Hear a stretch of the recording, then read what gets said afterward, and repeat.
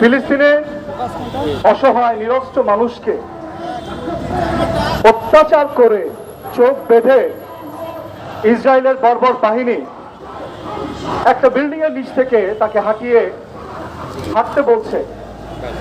তিনি যে হাঁটছেন তার সামনে একটা গর্ত এবং গর্তের পরে ইসরায়েলি বাহিনী বন্দুক হাতে নিয়ে বসে আছেন।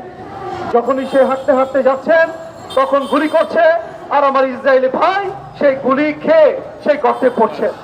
আপনি যদি খেয়াল করে দেখেন, সেই গর্তে একজন ফিলিস্তিনি ভাই ছিল না, সেখানে শত শত ফিলিস্তিনি বাহিনী ছিল, ফিলিস্তিনি ভাইরা ছিল। কি বর্বরতা, কি ভয়াবহ দৃশ্য! কিন্তু আজকে এই দৃশ্য আমাদেরকে দেখতে হচ্ছে প্রতিনিয়ত।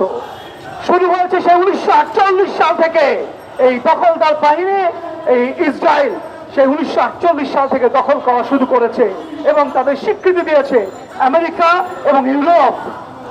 আজকে দুঃখজনক, আজকে অ্যামনেস্টি ইন্টারন্যাশনাল কোথায়, আজকে জাতিসংঘ কোথায়, আজকে হিউম্যান রাইটস ওয়াচ কোথায়, আজকে আমেরিকা ইউরোপ কোথায়? তারা কি দেখে না আজকে আমার ফিলিস্তিনের সাধারণ জনগণকে কিভাবে পাখির মতো গুলি করে হত্যা করা হয়? তারা কি দেখে না আজকে ফিলিস্তিনকে দখল করতে করতে সমগ্র ফিলিস্তিন দখল হয়ে যাচ্ছে, কিন্তু তারা এখনো পর্যন্ত